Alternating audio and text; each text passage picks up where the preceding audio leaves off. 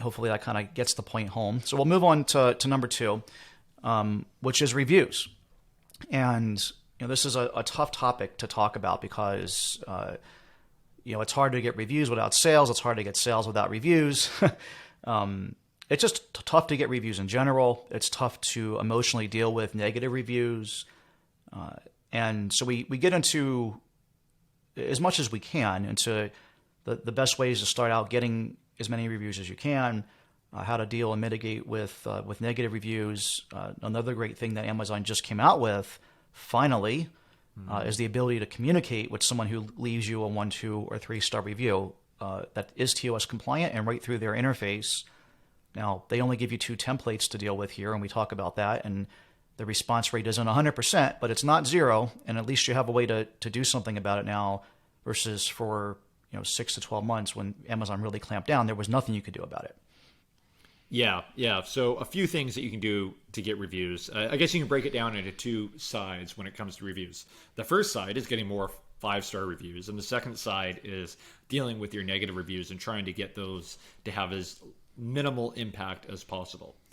So on the first side, in getting reviews, this is a tough game, like Mike mentioned. How do you get more reviews? Well, number one, you have to spend the crap out of PPC when you're launching a product. So a lot of times when we're launching a product, we're running at 100% ACost for the first month or 2.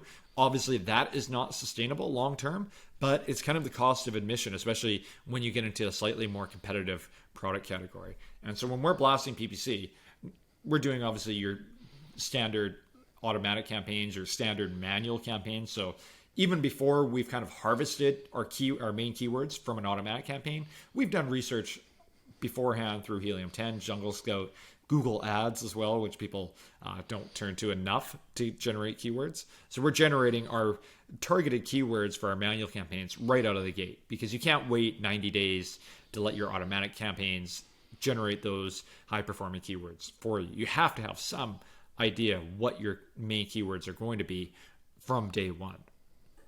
Yeah, which lends into one of the other topics we'll talk about here in a minute, which is PPC, because it is important as well.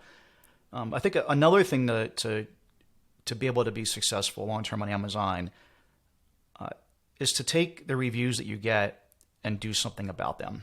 There's going to be 2 classifications, I guess, of negative reviews. There's going to be one camp of it is going to be a competitor who's just trying to lambast you, right? I mean, there's a lot of that going on Amazon these days, and I think a lot of us tend to immediately think that that's all it could possibly be.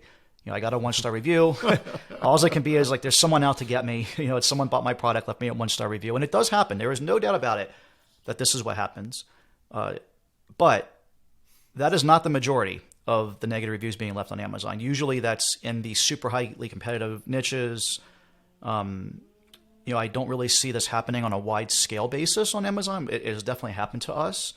What I see happening is people are leaving their honest opinion of the product, and what happens is you get married to the product. You think it's the best thing in the world. You think your poop doesn't stink.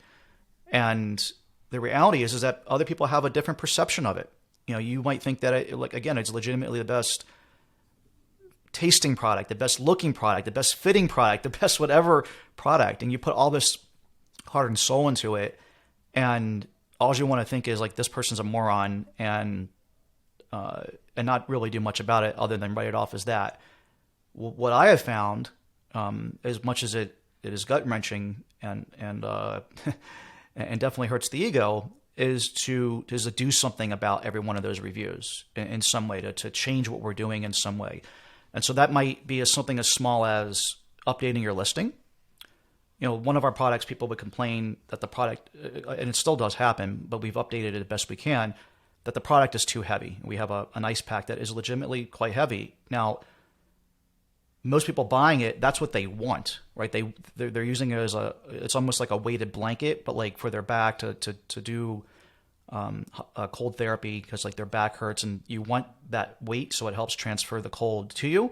Now, if you're someone who just had back surgery and it hurts for someone to like breathe on you because you're in so much pain, that's obviously not the pack for you. And so we've done the best we can to communicate its weight in our listings, to update our listings, to take the honest feedback from people and do our best to communicate that. Now, it is frustrating that people don't read the listing, they don't see the images, whatever.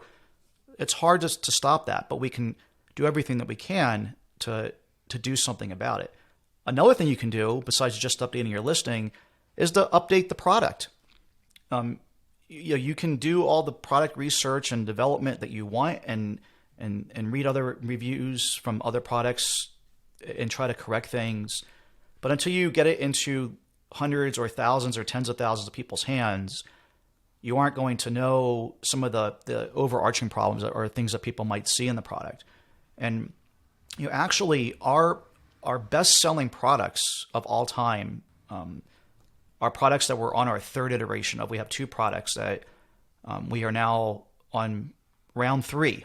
We updated the product based on reviews, and sometimes that's all we need to do. But there's always times where like it takes another round, and sometimes you got to like throw old products away or like create new listings and lose all your reviews, and like it's really painful. But you get down this rabbit hole of like, okay, now I've really got a product that people really love. And with our ice packs in particular, it was simple stuff. Like people were complaining that the pack sweated, for instance, because you take it out of the freezer in a humid environment and it just starts getting wet because it's taking all the humidity out of the air. And we said on our listing and in our product instruction, you're supposed to put this thing in a towel. But people will be like, I got my couch all wet and blah, blah, blah, blah, blah, my clothes are all wet. And you're just like, oh, you're just put a towel on it. And so instead of like being really upset about that, which, I obviously wasn't thrilled about it, why not fix the problem? Yeah. And so we just started including a cover with the ice pack. And now it's like talk about bundling and an upsell and the other things we talk about in all of our courses. It absorbs all the moisture. Now people are thrilled and they can take it off and wash it, even more thrilled. And so again, if you can be humble and take this stuff into account and realize that the majority of what people are saying is their honest feedback and they're upset, and try to do something to make not only them happy, but future people happy. And so we talk a little bit about that in the course as well. Yeah, and I have to piggyback on that story. A couple of years ago, we launched a tent for a vehicle, and first version 1.0 of it, 3.5 stars after we sold out of the tents. And people were complaining about 2 things. Number 1, the poles kept breaking on them. Number 2 is that just the actual pockets that the poles went into kept breaking. And of course, my first reaction was to be defensive and say, oh, you're using it wrong. And of course, they were using it wrong slightly. But anyways, over 2 iterations, after version 2.0 corrected those things, it goes up to 3.9 stars. And there's still some issues that came about. The Rainfly was not quite as waterproof as it needed to be. Version 3 corrected that. Now on version 3, we're up to 4.4 stars. And what happens is I can see our competitors making the same mistakes that we made on version 1.0. And it's going to take them 3 iterations to figure out the lessons that we've already learned. And by that time, that buys you an extra 12 to 18 months on your product life cycle. So using that feedback and using it to your advantage for your product development, it's super important. It's why pre-e-commerce days, companies would include little inserts in their packages asking you to fill out a survey, not to try to get a review on Amazon.com right. that manipulated the SEO. They were actually doing it to get feedback. They really wanted feedback. Yeah. Or they would do, product test, or people still do this. I'll be product testing circles and stuff like that. But again, those are usually, especially at our size, they're going to be relatively narrow. You might get 3, 5, 10 people or something to do some product testing for you. When you have a product like ours that we've sold 10,000 of, then you get a more wide range of opinions. And going from 3.2 stars, I think you said, or 3.3 to 4.4 is the difference between having a 3-star product on Amazon and a 4.5-star product on Amazon.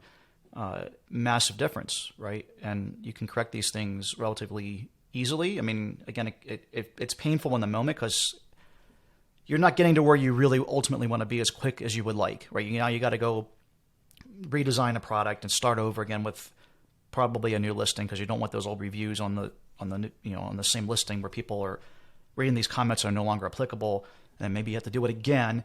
And so this takes longer, but again, eventually the outcome is that you end up with another successful product.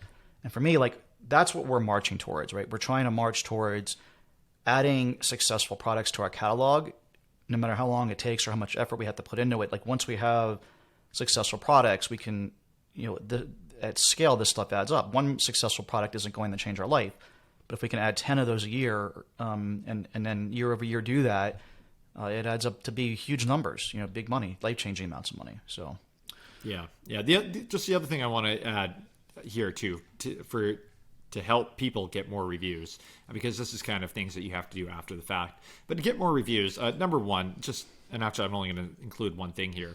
If you are not requesting reviews, that little request a review button on your orders page, and doing that in an automatic way and not manually going in there every week or two, and then you forget a week or two here and there. But if you don't have a bot automatically requesting those reviews, you're leaving a lot of reviews on the table, because a lot of people do respond to that. And we've seen products where we basically doubled our review rate simply from using that request a review button that you have on your orders page now. So definitely be using some type of bot, if you're not, to automatically request those reviews, because it does actually help, believe it or not. Yep. And there's actually a module in the course, not to keep on hitting on the course, but that goes over all the software we use, and specifically how we do that for reviews and all the other things that we're doing. There's a couple of really great tools out there that help do this type of stuff. Yep.